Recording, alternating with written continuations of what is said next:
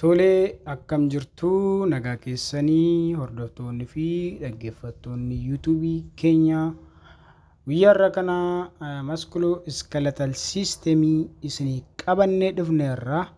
Yeroo darbee overview of skin fi layer isaa gogaa fi baqannoota isaa overview godheen ture. Baqannoota gogaa keenya walii wajjin ilaallee turre. Viidiyoo sanarratti musculoskeletal system akka jalqabnu kaaseen ture jechuudha. Guyyaa irraa kana musculoskeletal system walii wajjin kan jalqabnu ta'a. Haga xumuraatti hordofaa isiniin jenna.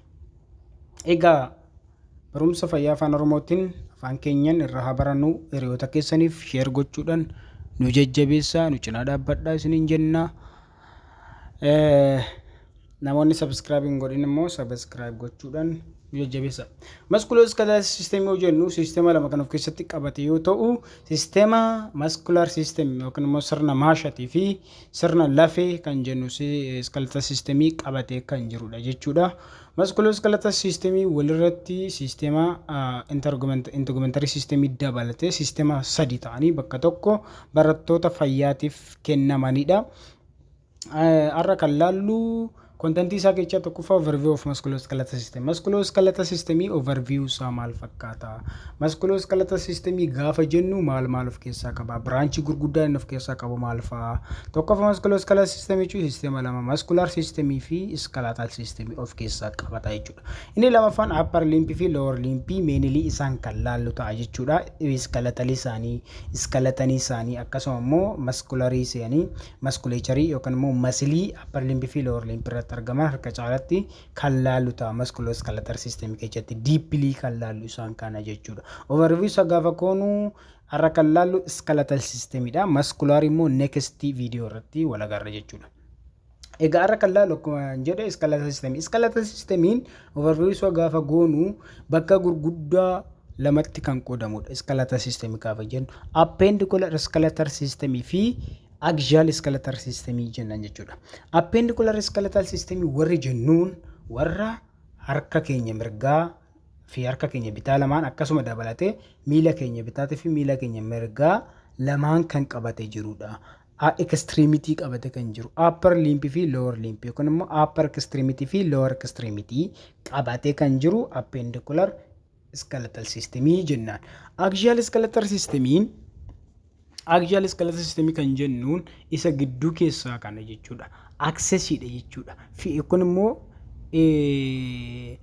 medial partidha. Medial partiin qaama keenya medialii kan jennu akka median line'itti kan nu tajaajilu trankii jennaan yeroo tokko trankii jennaani medial line irratti argama. Functionally vital organ gurguddaa qabate kan jiru isa kana jechuudha. Isaan kun supportiveidha jechuudha. Warri kun gargaartota. Warri appendicular skeletal system jenneen kun gargaartota jechuudha. Overview isa gaafa goonu egaa isa kan appendicular system sirriitti galee waan laalluuf isa kan axial skeletal system tan overview godha jechuudha. Axial skeletal system lafee 80 qabatee jira. Appendicular lafee 126 qabatee jira. Walitti lafee 200 fi lafee 26 jechuudha. Namni ga'eessi tokko lafee 200 fi lafee 6 kan qabatee jirudha jechuudha. Namni daa'imti tokko akkuma dhalate lafee waliigala qaama daa'imaa keessatti argamu lafee 300 ka'ee haga lafee 350tti average gaafa kaamu gidduu kanatti kan argamudha. Lafeen kun yeroo daa'imummaatti qabee haga adaltii ga'utti yookaan immoo haga ga'eessummaa ga'utti walitti fuse wal qabachaa deemti. Fakkeenya isaa keessaa amma fakkeenyaaf sakaram gaafa fudhannu sakaraamiin lafee 5 turte gisee adaltii geechu immoo lafee tokko taati jechuudha. Like that. Sanuma jechuudha. Lafee wal qabachaa dhufte lafeen 200 fi lafee 300 fi 50 kan ture sun gara lafee 200 fi 6tti gadi bu'ee lafee 200 fi 6 walii wajjin gaafa qoonnu axialiin lafee 80 kan qabudha jechuudha. Axialiin kun iskaalii irraa jalqaba. Iskaalii jechuun paartii mataa kana jechuudha. Iskaaliin kun bakka lamatti qoodama. Kiraaniyaal fi faashiyaal jennaan jechuudha. Isa kan mataatii fi isa kan fuulaa jechuudha. Walitti inni kan mataa yookiin kiraaniyaal kan jenne lafee 8 qabata. Inni kan fuulaa immoo lafee 14 qabata. Iskaal kan jennu waliigalatti lafee 22 qabatee kan jirudha jechuudha. Kan jirudha. Isatti aanee ossiikels kan jennu hin jiru. Lafee gurra keenya keessatti argaman, miidil eerii keessatti kan argaman lafee 6 jira bitaa mirgatti jechuudha. Lafee 3 jechuudha. Maales inkas steps jennee lafee smallest bone in the body steps kan jedhamtu lafee gurra keenya yookiin immoo miidil ear lafee gurra keenya keessatti argamtudha jechuudha. Ishiin illee lafee axial skeleton keessatti ramadamti. Isheen kan biraa singilii lafee taate lafee hyoid bone jedhamtu. Hyoid bone jedhamti. Lafeen kun articulation qabdu lafee kan biraa wajjin lafee kamiyyuu wajjin lafee exception waanidha. Lafee kamiyyuu wajjin jointii hin qabdu jechuudha. Ligamentii fi masiliidhaan akkasitti qabamtee kan jirtudha jechuudha. Lafee hyoid bone jala kanatti argamti jechuudha. Jala kanatti argamti yookiin immoo mandibilii keenya yookiin immoo morma keenya yeroo respiratory system sirriitti lafee kana kan barannu ta'a jechuudha. Bara respiratory system irratti anatomy respiratory system gaafa barattan lafee sana sirriitti hyoid bone irratti masilii gosa hedduutu jira. Infrahyoid suprahyoid kan jedhaman lafoota gosa masilii gosa hedduu waan jiraniif ni fayyaddi jechuudha. Itti dabalatee vertebraeedha. Vertebrae 26 qabna. Vertebrae 26 vertebrae cervical vertebrae 7 qabna. Thoracic vertebrae 12 qabna. Lumbar vertebrae 5 qabna. Sacrami 1 qabna. Coccyx 1 qabna. Isaan kana gaafa walitti daanu lafee 26 jechuudha. Lafee 26 akkasuma fuulduraan immoo lafee laateraalii bahu kana jechuudha. Lafeen kun reepsii jedhama. Reepsiin kun cimdii qaba jechuudha. Lafee cinaachaa cimdii 12 kan jenne san jechuudha. Singilitti gaafa qoonnu lafee 24 sternamiin inni jira lafee 25 lafoota kana gaafa walitti idaanu lafee 80 axial skeleton irraa ni arganna jechuudha. Axial skeleton irraa ni arganna. Appendicular skeleton kan jennu upper limb fi lower limb isa immoo deeply galee kan laaluta jechuudha.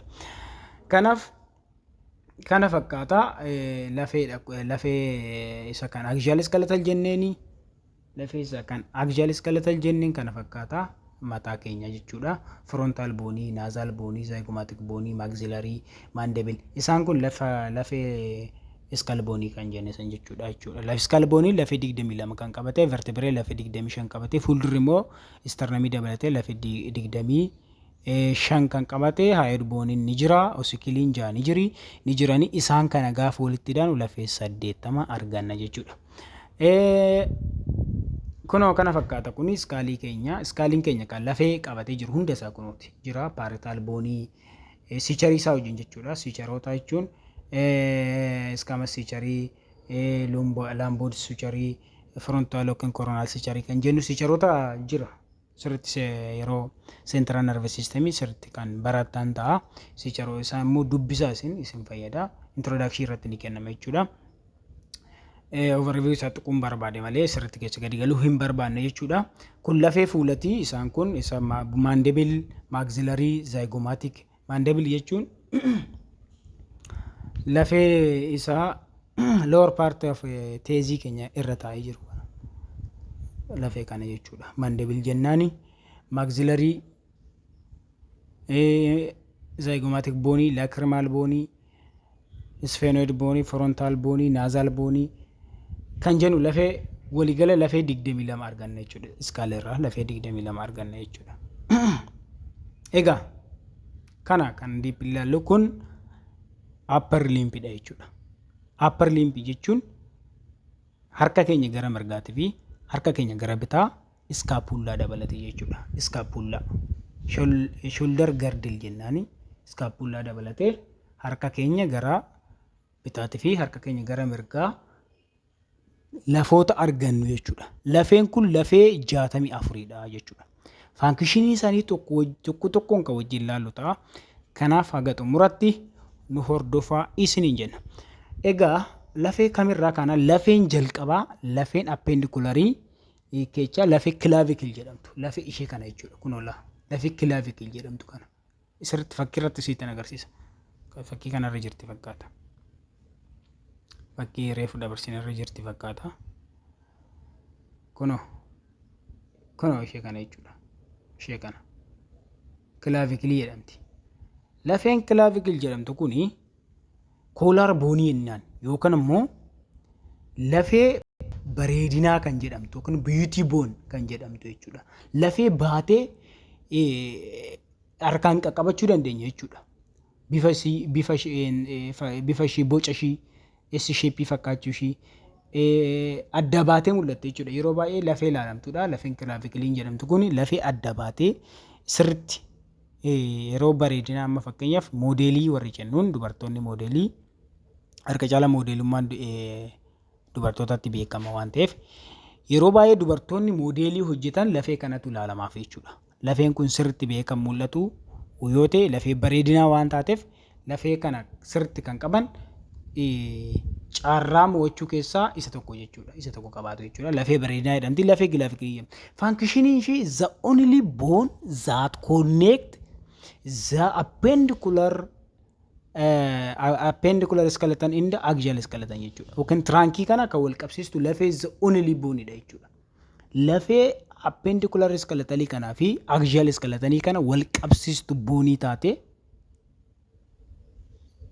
lafee kilaavikilii kana jechuudha. Kilaavikilii kun jointiin achitti immoo sternoclavicular joint. Sternamii wajjin manebrium of sternamii wajjin waan walitti qabattuuf maal jedhamtire jointiin isaan gidduutti uumamu sternamiin axial skeletonidha jedhee reefu dubbadheera.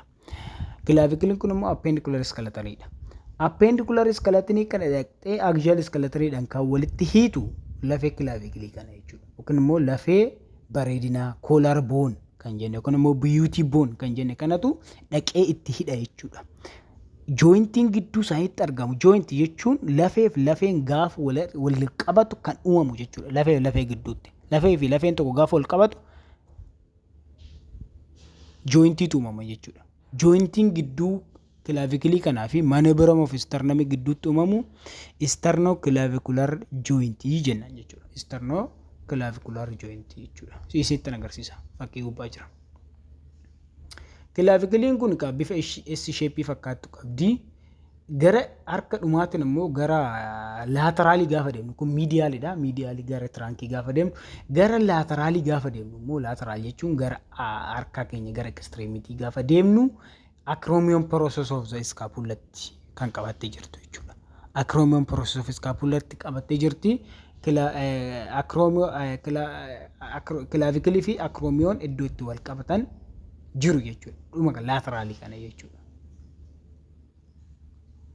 Jointiin gidduu isaatti uumamu acromoclavicular joint jenna jechuudha. Acromoclavicular joint. Acromion process kan jennu kun scapula irratti kan argamu wayitii isin agarsiisa jechuudha. Scapula tokkoffaa kilaavikilii lamaffaan scapula. Scapulaan lafee battee kun flat bone lafee jedhamu. Lafee fiicharii garaagaraa qabu. Spinii qaba. Boordarii sadii qaba. Aangilii sadii qaba. Fiicharii garaagaraa qaba jechuudha. Supraspinatus, infraspinatus, acromion process. Processii garaagaraa qaba. Kun maaliif barbaachise? Achirraa wanti ka'an jiru. Lafeen masilii achirratti maxxanee jira. Supraspinatus muscle kan jedhaman jiru. Infraspinatal muscle kan jedhaman jiru. Attachment for muscle attachment yookaan immoo muscle originiidhaaf ni fayyada jechuudha. Scapuladha. Lafee lammaffaadha. Lafeen sadaffaan lafee upper extremity keessa lafee guddaa fi strongest jedhame humerus. Humerus argan. Humerus jechuun lafee harka keenya gara olii lafee guddicha jechuudha. Lafee harka lafee guddicha humerus jedhama. Humerusiin kun fiicharii garaagaraa qaba akkuma lafoota warra kaanii. Tabarkilii waan jedhamu leezar tabarkilii fi greater tabarkilii qaba. Isaan gidduutti immoo intertabarkular groove kan jennu jira. Bicipital groove kan jennu kan immoo intertabarkular groove qaba jechuudha. Achirratti immoo insert warri ta'a masiloota jira. yaa maskular systemii gaafa geenye sirriitti kana qabachuun maaliif nu barbaachisa kan jedhus hin hubattu jechuudha. Amma fiicharii qofa qabadhaadha. Tabarkilii lama qaban jedhee miidiyaal waanii leesal tabarkil laateraal waanii gireetar tabarkil gidduu isaanii kan jiru immoo inter tabarkular guruuf yookiin immoo baayisipitaal guruufii jechuu ni dandeenya jechuudha. Achiin neekii lama qabaa. Anaatoomikaal neekii fi sarjikaal neekii jennaan. Anaatoomikaal neekiin tabarkilii kana oliin jirti. Tabarkilii kana gilinoid keevitiitti gala inni dhaqee. Gilinoid keevitii iddootti galu jira. Gilinoid iddoon dhaqee itti galu gilinoid keevitii jedhama. Gilinoid keevitii otoo hin gahin gidduu kanatti neekii argan anaatoomikaal neek of himaras jennaan. Sarjikaal neek of himaras kan jennu kun immoo maaliif sarjikaal neek of himaras jedhamte? Yeroo baay'ee cabeensi lafee himaras irratti ni uumama taanaan gidduu kanatti uumama jechuudha. Yeroo baay'ee cabeensi yookaan immoo lafeen kun ni caba taanaan harka caalaa ijatti cabaa gidduu kanatti caba jechuudha. Gidduu kanatti gaafa cabee rakkoon jiru maalidha? Rakkoon jiru maalidha? Clinical consequences isaa maalidha? Axillary nerviin cord irraa gaafa dhufu posterior cord irraa dhufa miti ree? Posterior cord irraa gaafa dhufu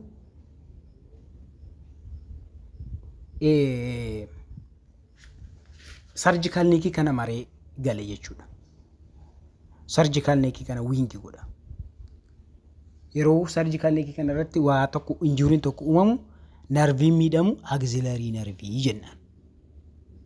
Axillary nervii fi arteriin kan biraa jira posterior circumflex humeral artery kan jennu jira jechuudha.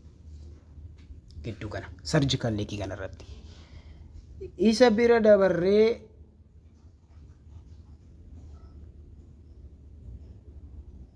dabarree deltoid brachydii kan jennu jira. Deltoid brachydii iddoo masiliin yookiin masil deltoid masil jedhamu dhufee itti galuudha jechuudha. Shaft of humerus jechuun boodiidha. Shaftii isaati. Humerusii proximal featureidha kuni. Distal waanii gaafa laallu immoo epicondylarii qaba jechuudha. Lateral medial epicondylarii waan jedhamu qaba. Coronoid process qaba. Anterioridha jechuudha. Posterior immoo olecranon kan jedhamu kan alnaariin itti galtu jechuudha. Yeroo baay'ee superficialis yookaan immoo appreciate warra ta'an keessa warra palpable godhaman keessa isaan tokko jechuudha warri kun. Waliigala isaa humerus lafee sadaffaadha qabadhaadha. Lafee sadaffaadha jechuudha. Jointiin gidduu kanatti immoo elbow jointii jennaan jechuudha. Foosaan as jiru immoo cubital fossa jennaan. Cubital fossa sirriitti yeroo muscular systemii ni ilaalla. Achi dabarree lafee lama argannaa antebrachial irratti yookaan immoo forearmii kan jennu irratti lafee lama argannaa. Alnaarii fi raadeesii arganna jechuudha. Lafee alnaarii fi lafee raadeesii ni arganna jechuudha.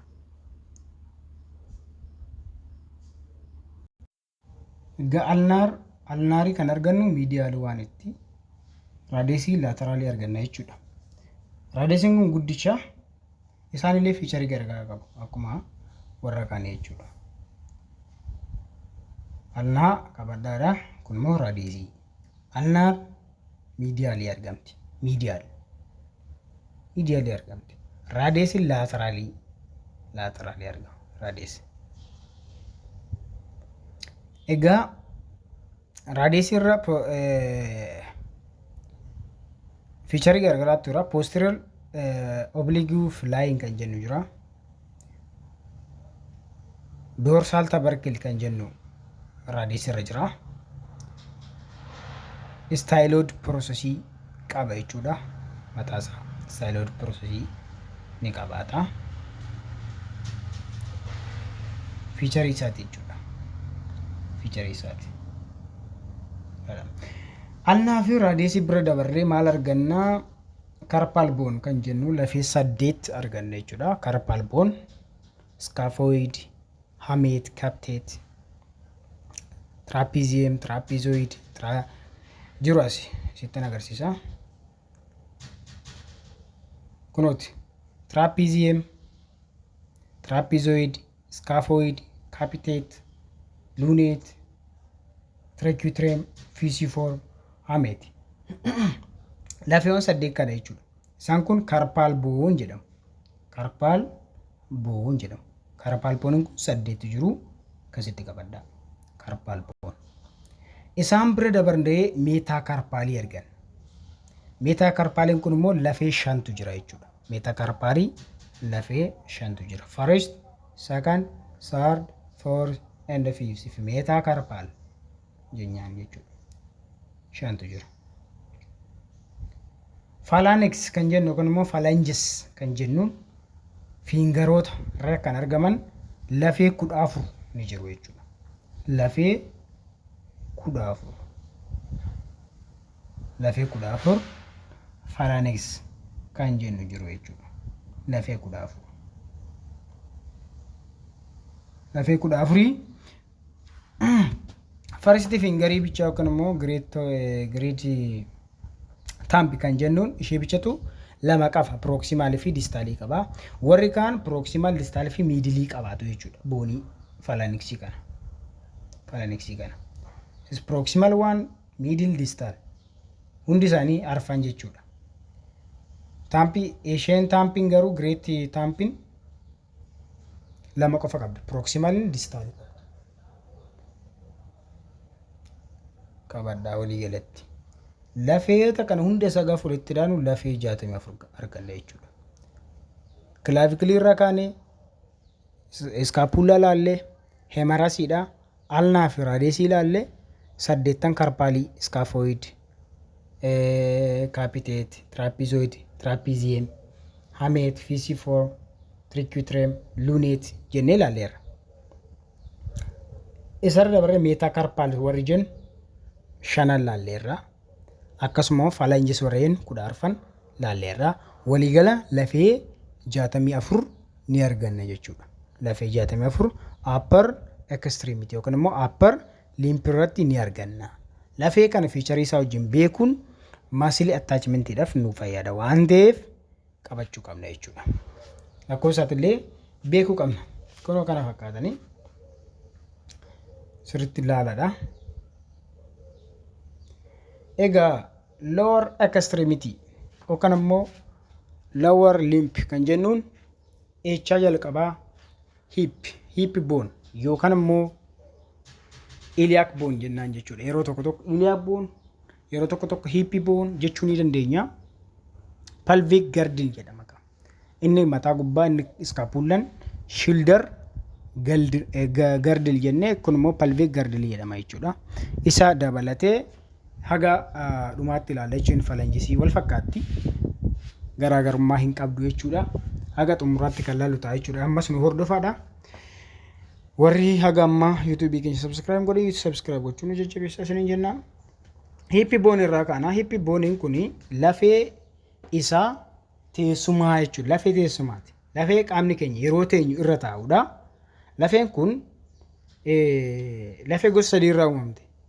Iliac bone, ischium and pubic bone kan jennu lafee sadii irraa uumamte. Lafee sadii feature isaanii gara fuulduraatti isin agarsiisa jechuudha. Muscle attachment dhaaf ni fayyaddi. Kana feature isaa isin agarsiisa. Amma overview gochuun barbaada jechuudha. Pubic hip bone kan jennu kun hip bone lafee sadii qaba. Lafee sadii qaba. Lafeen sadan sunis tokko inni kun iliac bone jennaani.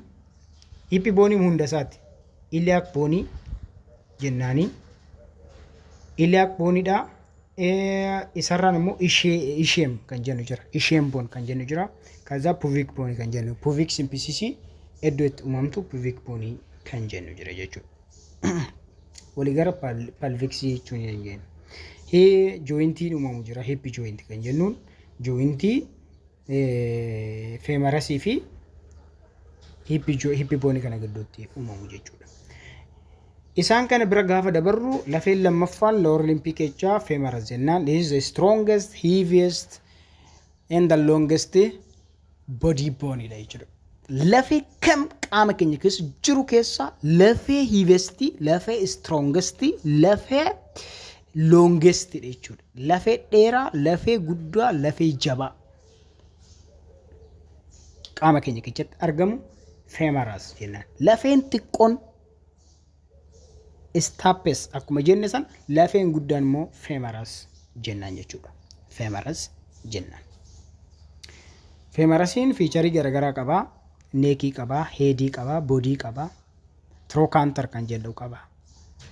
Epicondylii qaba akkuma isa femoris irratti ilaalle. Epicondylii, medial, lateral epicondyle, laser and greater trochanteral, intertrochanteral groove. Neekii isaa, heedii isaa jira. Fiicharii isaa sirriitti beekuun nu barbaachisa jechuudha. Inni kun patella jedhama. It is sesamoid bone jedhama. Sesamoid bone. The largest sesamoid bone in patella jechuudha. Lafee baatee mul'attu jechuudha. Lafee protrude gara fuulduratti baatee mul'attu patella jedhamtu. Kun immoo kneecap jennaan jechuudha. Kneecap yookaan patella jennee waamuu dandeenya jechuudha.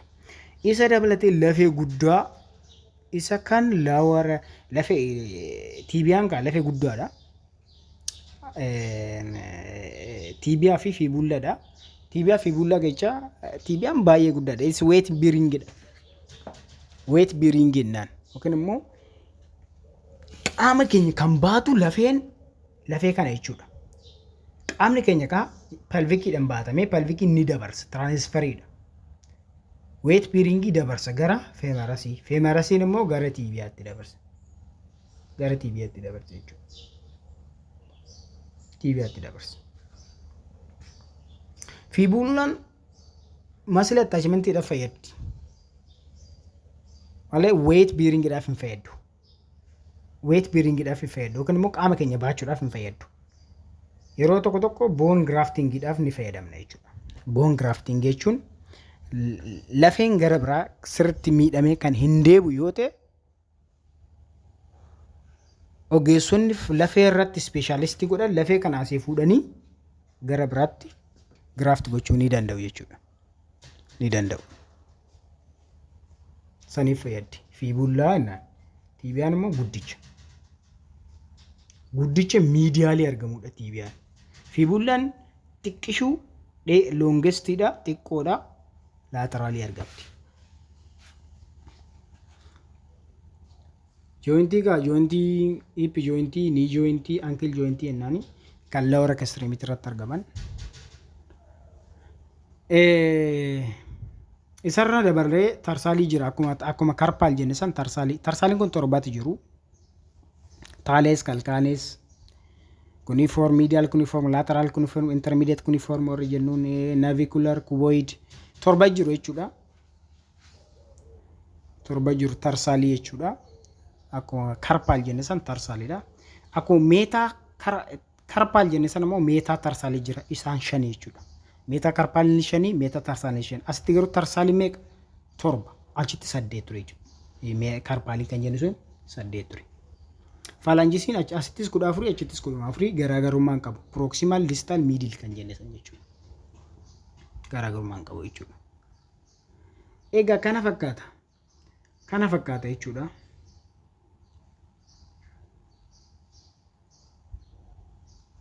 Sirriitti ilaaladha. Kun lower extremity lafee 62 qabatee jira jechuudha. Lakkaa'uu dandeechuu hippi boonii 2 jira, femorisii 2 jira, tibia 2 jira, fibula 2 jira, patella 2 jira, tarsaalii 14 jira, 7 meetaa tarsaalii 10 jira, phalangeesii 28 jira. Isaan kana gaafa walitti hidhatan lafee 62 ni argattu. Lafee 62 ni argattu. Lafee gara olii lafee 64 wajjin gaafa walitti hidhatan lafee keechan 126 guutuu isaa ni argattu jechuudha. 126 26 guutuu ni argattu jechuudha. Kun hunda isaa qabatee kan jirudha. Appendicular skeletal summary dha. Kun upper extremity akkuma jenne kun lower extremity dha. Clavicular kaane scapula dha. Humerus dha. Ulna radius carpal metacarpal phalanges enne kanas immoo hip bone, femoris, patella, tibia, fibula, tarsal, metatarsal phalanges enne asirraa lafee 64 asirraa lafee 62 arganne walitti lafee 126 overview skeletal system kana fakkaata waan dhaggeeffataniif guddaa galatoomaa. Next muscular system walii wajjin ni arganna jechuudha. Muscular system kuno kana fakkaata. Muscular system next walii wajjin hin jalqabna waan dhaggeeffataniif guddaa galatoomaa. Muscular system kana keessa gadi isinii dhiisuu yaanna waan dhaggeeffataniif thank you guddaa galatoomaa. Namoota beektaniif share gochuudhaan nu jajjabeessa. YouTube keenya subscribe gochuudhaan nus immoo itti fufna waan laaltanii akka xumuraatti yaada keessan nu keessaniif thank you galatoomaa.